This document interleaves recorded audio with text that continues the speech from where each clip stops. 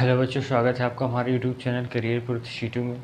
आज हम इस वीडियो में बात करेंगे, जैसा कि आपको पता होगा कि पिछली क्लास जो चल चुकी थी वो संयुग्मी फोकस की चली थी, जिसमें हमने दर्पण को पहचानना सीख लिया था। अब इसके बाद हम आगे बढ़ेंगे तो यहाँ से हम सीखेंगे, अब आगे देखेंगे कि अवतल दर्पण द्वारा प्रतिबिंब बनना तो हमने देख लिया है, उत्तल दर्पण द्वारा प्रतिबिंब देखना है, देख चुके हैं, प्रकाश का परावर्तन भी देख चुके हैं। अब हम देखेंगे प्रकाश का अपवर्तन क्या होता है। प्रकाश का अपवर्तन यहाँ से हम देखेंगे। अब आपको पता है गोलीय दर्पण के रेखीय आवर्धन का सूत्र वगैरह हो चुका था, अगर नहीं हुआ था तो थोड़ी सी चीज़ें हम यहाँ से कवर कर लेते हैं। गोलीय दर्पण द्वारा रेखीय आवर्धन का सूत्र, यहाँ से हम देखेंगे फिजिक्स, क्या देखेंगे फिजिक्स की जो सुबह 7 बजे वाली क्लास चल रही है, आप लोग याद रखेंगे कि 9 बजे रात को ये डेली क्लास चल रही है। 9 बजे रात को ये फिजिक्स के न्यूमेरिकल सेशन प्लस केमिस्ट्री का न्यूमेरिकल सेशन दोनों चल रहा है, जिसमें आप उपस्थित होकर पूरी क्लास का एंजॉय करेंगे। फिजिक्स और केमिस्ट्री दोनों क्लास विधिवत तरीके से चल रही है, जिसमें फिजिक्स का न्यूमेरिकल कराया जा रहा है 7 दिन और 7 दिन केमिस्ट्री का न्यूमेरिकल कराया जा रहा है। तो आप लोग इस क्लास में अगर नहीं आ रहे हैं तो आप लोग आइए, ठीक है। सभी लोग बेल आइकन को प्रेस कर लेंगे, जिससे 7 बजे 9 बजे वाली क्लास जब ऑन होती है तो आपको सूचना तुरंत मिल जाए। और आप लोग चैनल को सब्सक्राइब जिन्होंने नहीं किया सब्सक्राइब कर लेंगे, क्योंकि हमारी जो क्लास प्रॉपर चल रही है ये लगभग बोर्ड एग्जाम तक एकदम बेहतरीन तरीके से कराई जाएगी। बोर्ड के एग्ज़ाम के एक भी क्वेश्चन यहाँ से बाहर नहीं जाएंगे। तो आप लोग कंटिन्यूटी मेहनत करते रहेंगे तो कोई समस्या नहीं आने वाली है।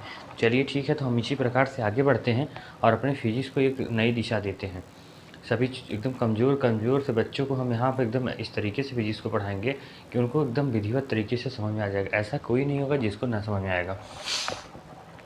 चलिए अब देखेंगे तो हमारा जो गोलीय दर्पण तथा रेखीय आवर्धन का सूत्र होता है गोलीय दर्पण, ये सूत्र हो चुका था, ये चीज़ें हमने करवा दी थी। अब हमको करवाना है गोलीय दर्पण रेखीय आवर्धन सूत्र के बाद। अब यहाँ से हम चलेंगे जब जैसे, तो हमें हमको करना है प्रकाश का अपवर्तन। यहाँ से हम देखेंगे प्रकाश का अपवर्तन होता क्या है।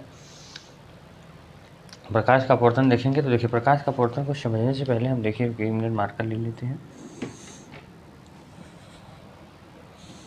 देखिए प्रकाश का अपवर्तन हम कैसे समझेंगे। देखिए जैसे मान के चलिए, यहाँ से हमारा हेडिंग डाल लीजिए आप लोग सभी लोग, प्रकाश का अपवर्तन बहुत इंपॉर्टेंट हेडिंग है। प्रकाश का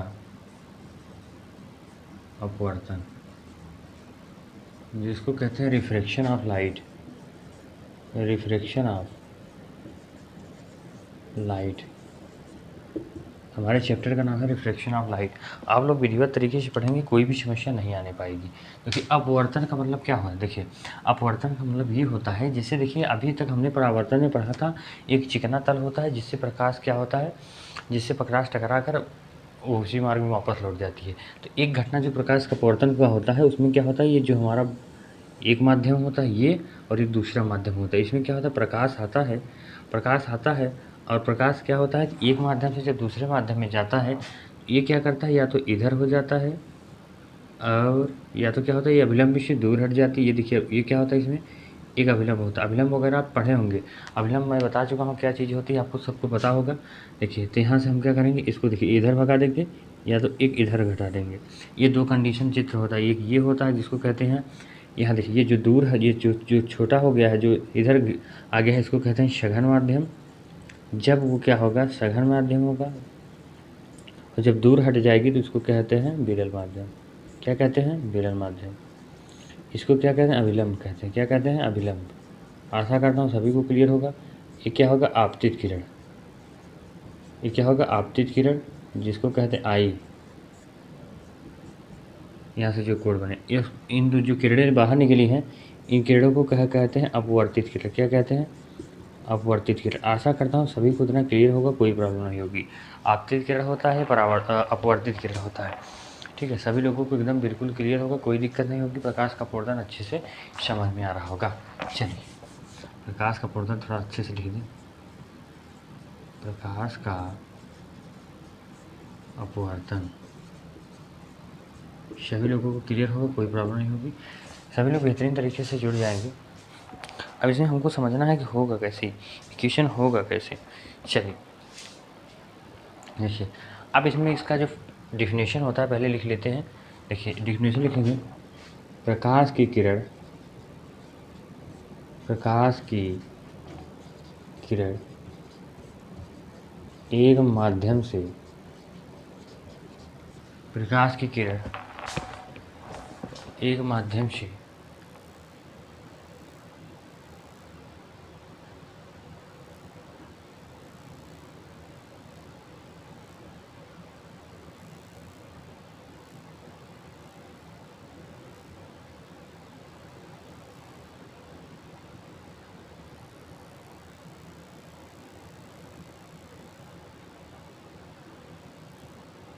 एक मिनट रुक जाएंगे सभी लोग,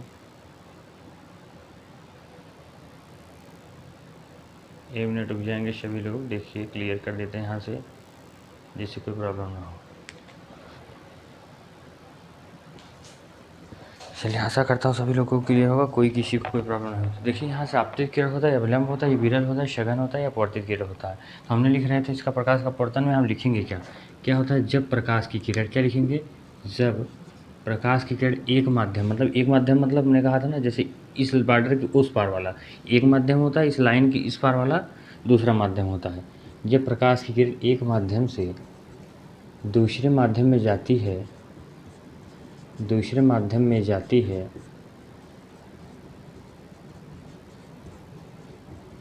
तो वह अभिलंब, अभिलंब आपको पता होगा, ये है अभिलंब, अभिलंब से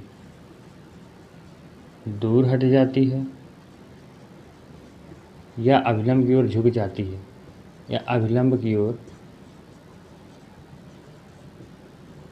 झुक जाती है, अभिलंब की ओर झुक जाती है। प्रकाश की इस घटना को, प्रकाश की इस घटना को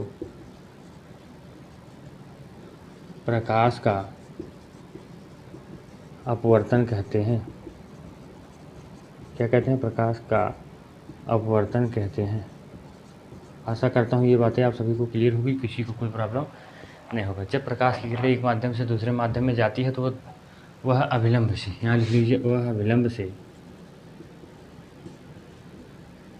वह अभिलंब से क्या हो जाती है, दूर हट जाती है। आशा करता हूँ इतना सभी को क्लियर होगा, किसी को कोई प्रॉब्लम नहीं होगा। क्लियर एकदम दिख रहा होगा। जब प्रकाश की किरण एक माध्यम से दूसरे माध्यम में जाती है तो वह अभिलंब से दूर हट जाती है या अभिलंब की ओर झुक जाती है। प्रकाश की इस घटना को प्रकाश का अपवर्तन कहते हैं। मैंने कहा आपतित, जब प्रकाश की किरण एक माध्यम से दूसरे माध्यम में जाती है तो या तो ये अभिलंब इससे दूर हट जाएगी या तो अभिलंब की ओर झुक जाती है। तो यही जो घटना होती है प्रकाश का अपवर्तन कहलाता है। आशा करता हूँ सभी को क्लियर होगा। अब देखिए, अब प्रकाश का अपवर्तन का जो नियम होता है ये हम यहाँ से समझेंगे। यहाँ पर आप समझ लेंगे। अब यहाँ से यही देखिए, अब दो कंडीशन हो रही होंगी ना। एक, जब हमारा देख रहे हैं झुक रही है, जब झुक जाती है, जब प्रकाश की, यहाँ लिखिए तो इसको सघन माध्यम कहते हैं। हेडिंग डाल लीजिए, सघन माध्यम क्या होता है, सघन माध्यम लिख लीजिए हेडिंग डाल के। जब प्रकाश की किरण अभिलंब से दूर हट जाती है, जब प्रकाश की किरण अभिलंब से दूर हट जाती है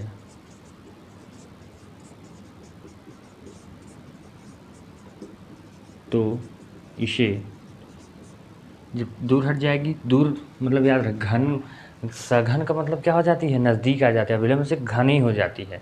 और जब विरल की बात करते हैं मतलब विलंब से दूर हो जाती है। दूर मतलब विरल हो जाना, मतलब विरल याद रखिएगा, विरल मतलब कि दूर हो जाना। ठीक है, तो यहाँ से याद रखिएगा, जब प्रकाश की किरण विलंब से दूर हट जाती है तो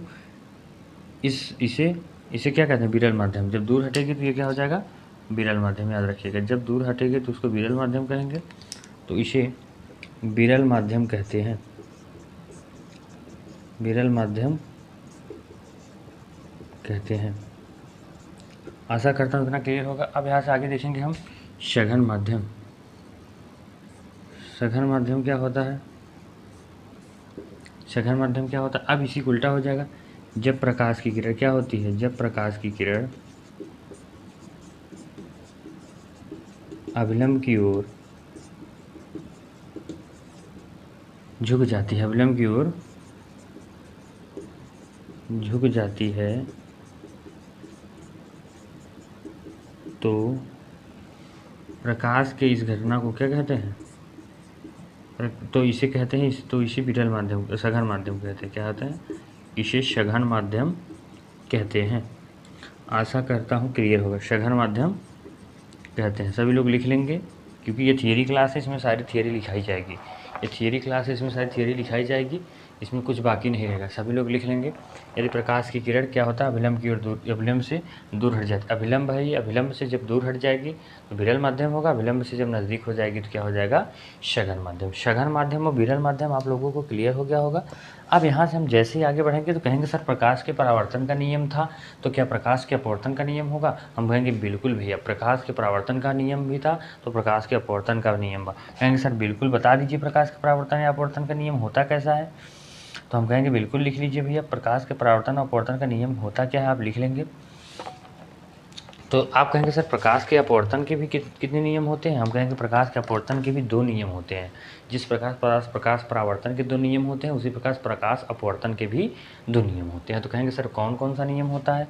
हम कहेंगे बस आप लोग लिखते रहिए, मैं लिखवाता रहा हूँ, मैं समझाते चलूँगा, ठीक है। तो यहाँ से सभी लोगों को क्लियर होगा। जितने लोग क्लास को देख रहे हैं लाइक कर देंगे, और उसके बाद चैनल को जिन्होंने सब्सक्राइब नहीं किया है चैनल को सब्सक्राइब कर लेंगे, क्योंकि देखिए वीडियो का जो भी हो क्रम होगा, ऐसे बीच बीच में हम मैराथन लाते रहते हैं, जिसमें आपको एक चैप्टर से लास्ट चैप्टर तक कराने का जिम्मा रहता है।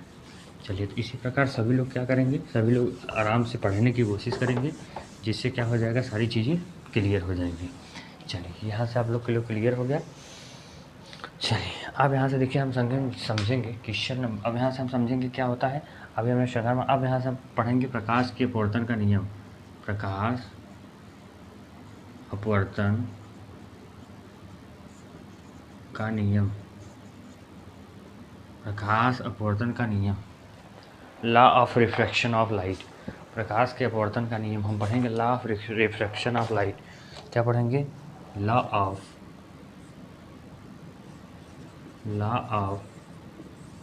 Refraction of light. आशा करता हूँ इतना क्लियर होगा सभी को। Law of refraction of light में हम देखेंगे सबसे पहले क्या होता है। देखिए, सबसे पहले हमको पता है जब कोई आपतित किरण, क्या लिखेंगे, जब कोई आपतित किरण,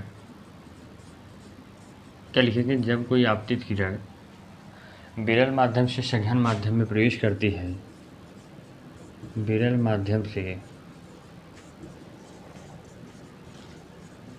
सघन माध्यम में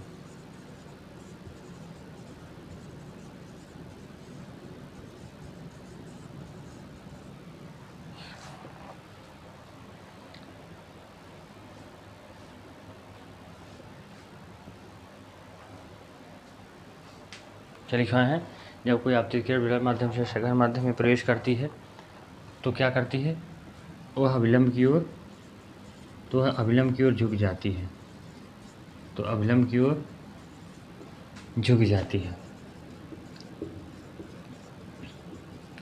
आपको दिख रहा होगा कैसे झुक जाती है, अभी मैं दिखा रहा हूँ। जब कोई आपतित किरण विरल माध्यम से सघन माध्यम में जाती है तो अभिलंब की ओर झुक जाती है। प्रकाश की इस घटना को क्या कहते हैं भैया, झुक जाती है। और सघन माध्यम, और जब वह लिखेंगे, और जब प्रकाश कहाँ से जाती है, सघन से, सघन माध्यम से कहाँ पर जाती है, सघन से विरल माध्यम में जाती है, सघन माध्यम से विरल माध्यम में जाती है,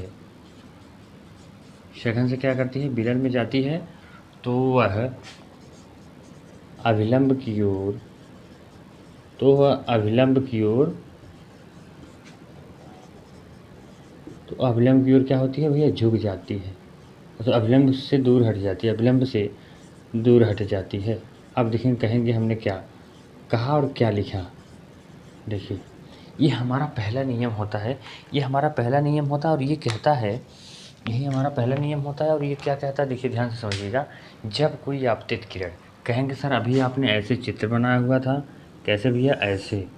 देखिए समझ लेते हैं, हम चित्र को समझेंगे। तो हमने कहा कि अभी चित्र हमने ऐसे बनाया हुआ था, अभी हमने चित्र कुछ इस प्रकार बनाया हुआ था, जिसमें क्या बताया था, यहाँ से किरण आ रही थी, आने के बाद किरण यहाँ से क्या हो रहा था, एक अभिलंब आया था, अभिलंब से अब क्या हो रही थी, या तो दूर हट जा रही थी या तो पास हट जा रही थी। तो आप जानते हैं कि जब ये पास आ जा रही थी तो इसको भी हमने बताया सघन माध्यम कहते हैं, सघन। और जब ये दूर हट जा रही थी तो इसको कहते हैं विरल। इतना क्लियर होगा। और आपको पता है कि इसमें ये आपतित किरण थी, आ रही थी किरण ना, आपतित किरण थी। और ये क्या, ये दोनों क्या थी, अपवर्तित किरण थी। क्या थी, अपवर्तित। मतलब अपवर्तित किरण क्या थी, ये सब अपवर्तित किरण। कहें सर अपवर्तित किरण क्या होता है, मतलब क्या होता है, देखिए परावर्तित किरण कौन थी, जो यहाँ से टकरा के परावर्तित मतलब कि टकरा कर वापस जाना। और जो टकराने नहीं, जो पार कर जाती है, अपवर्तित हो जाती है, मतलब अपवर्तित मतलब पार कर जाना। यहाँ पे देखिए पार कर जा रहे हैं ना, जब प्रकाश पार कर जाता है तो वो अपवर्तन हो जाता है। यहाँ देखिए प्रकाश क्या कर रहा है, पार कर जा रहा है। प्रकाश पार कर रहा था, यहाँ विरल हो गया, यहाँ पे ये देखिए अपवर्तित किरण हो गया, ये विरल माध्यम होगा, ये सघन माध्यम। आप सबको क्लियर होगा आशा करता हूँ। अब देखिए यहाँ पे कह रहा है जब कोई आपतित किरण विरल माध्यम, अब यही चीज़ नियम में इसकी कह रहा है कि या तो वो सटेगी या तो दूर हटेगी, या तो सटेगी या तो हटेगी, यही याद रखिएगा। या तो सटेगी, जब सटेगी तो सघन, और विरल दूर हट जाएगी तो विरल। यही हमारा नियम कह रहा है कि जब कोई आपतित किरण विरल माध्यम से, विरल माध्यम मतलब क्या होता है, जैसे विरल देखिए सघन और विरल क्या होता है। आप कहेंगे सर जैसे हम ले लें वायु मतलब हवा, वायु ले लें क्या, हवा, और यहाँ पे ले लें दूसरा माध्यम जल, मतलब ऐसे लाइन खींचा हमने, यहाँ पे वायु ले लें, यहाँ पे जल। तो देखिए वायु क्या होता है, ज़्यादा घना नहीं होता है, और जल क्या होता है, ज़्यादा घना होता है। तो क्या होगा, ये विरल माध्यम से सघन माध्यम कंडीशन हो गया। अगर यहाँ पे जल होता और यहाँ पे कांच होता, तब भी कहते कि ये क्या हो जाएगा, जल क्या होता है, कांच की अपेक्षा सघन, विरल होता है, ये सघन होता है। अब यहाँ पे देखिए, अब यहाँ पे क्या कर लेते हैं, अब यहाँ पे कांच कर लें और यहाँ पे जल कर लें, और इसको मिटा, यहाँ पे कांच रहेगा, यहाँ जल, तो ये क्या हो जाएगा, कांच मतलब क्या हो जाएगा, कहेंगे सर ये कांच हो जाएगा सघन माध्यम, और जल हो जाएगा विरल माध्यम। क्योंकि जल में हमारा हाथ चला जाएगा लेकिन कांच में नहीं जाएगा, क्योंकि कांच बहुत ज़्यादा घना है। कांच के सघन है तो कांच से जल, तो यही होता है सघन, मतलब कांच से प्रकाश यदि जल में जाएगी, कांच से प्रकाश यदि जल में जाएगी तो क्या हो जाएगा, जब तो दूर हट जाएगा, विलंब से दूर हट जाएगी। अगर जल से कांच में जाएगी तो विलंब की ओर सज जाएगी। आशा करता हूँ सभी लोगों को कितना क्लियर समझ में आ गया होगा। यहाँ तक जिसको नहीं समझ में आया होगा वो भैया कमेंट बॉक्स में कमेंट करेंगे। मैं अपनी पूरी कोशिश करूँगा कि यहाँ से सारी चीज़ें आप लोगों को समझ में आए। चलिए अब यहाँ से आशा करते हैं, देखिए आगे बढ़ेंगे, देखिए आगे जैसे ही बढ़ेंगे यहाँ से, देखिए अब देखिए यहाँ से हमारा दूसरा है, किन्हीं दो माध्यमों के लिए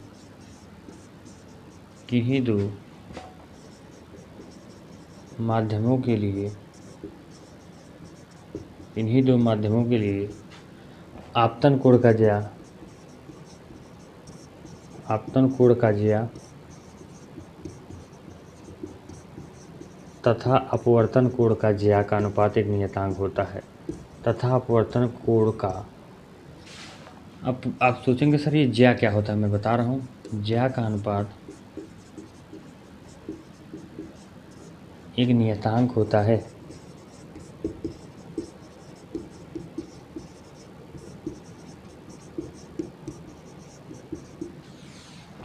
किन्हीं दो माध्यमों के लिए आपतन कोण का ज्या, क्या कहेंगे, आपतन कोण का ज्या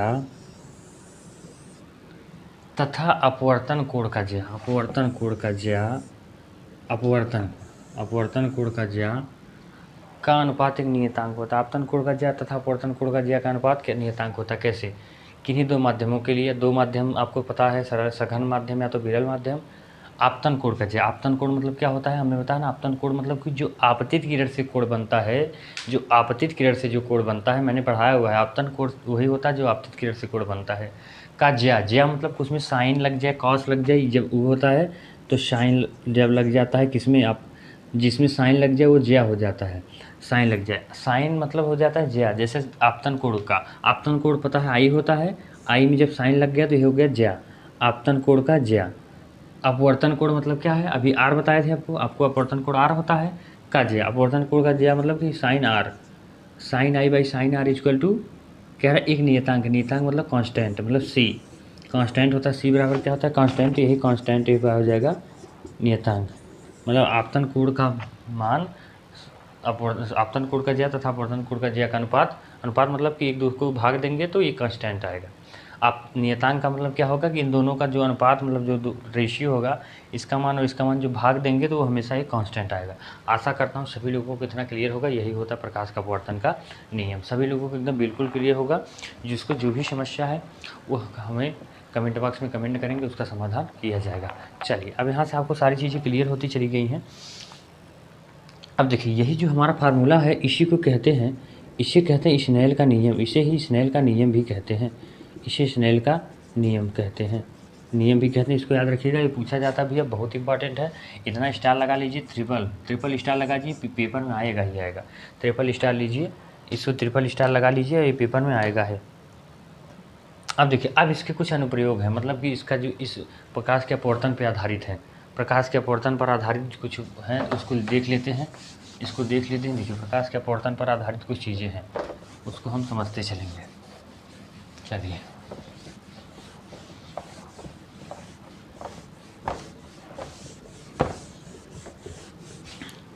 यहाँ से हम लोग समझने की कोशिश करेंगे। देखिए कैसे होता है हमारा, देखिए यहाँ से हम लोग समझते चलेंगे कि कैसे करना है हमको।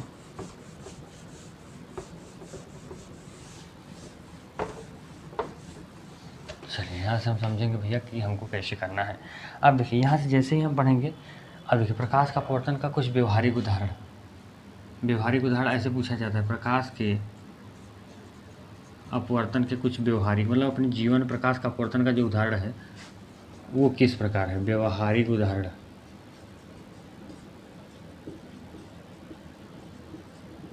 प्रकाश के अपवर्तन के व्यवहारिक उदाहरण को समझेंगे।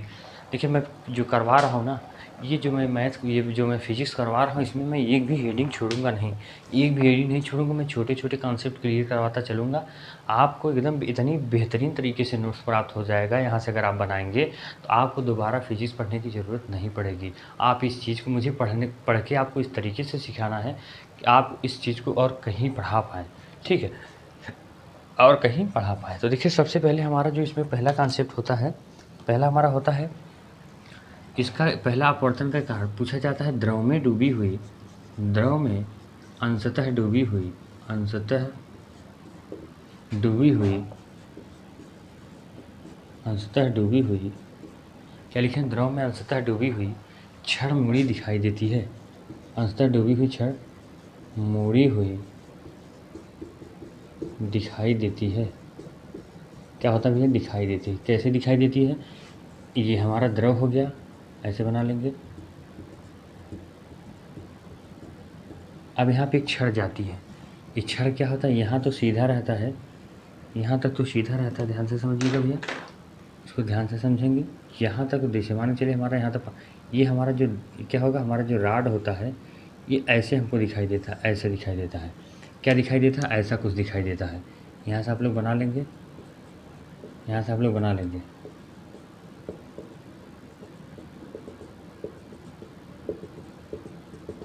ये किस कारण होता है, प्रकाश के अपवर्तन के कारण होता है।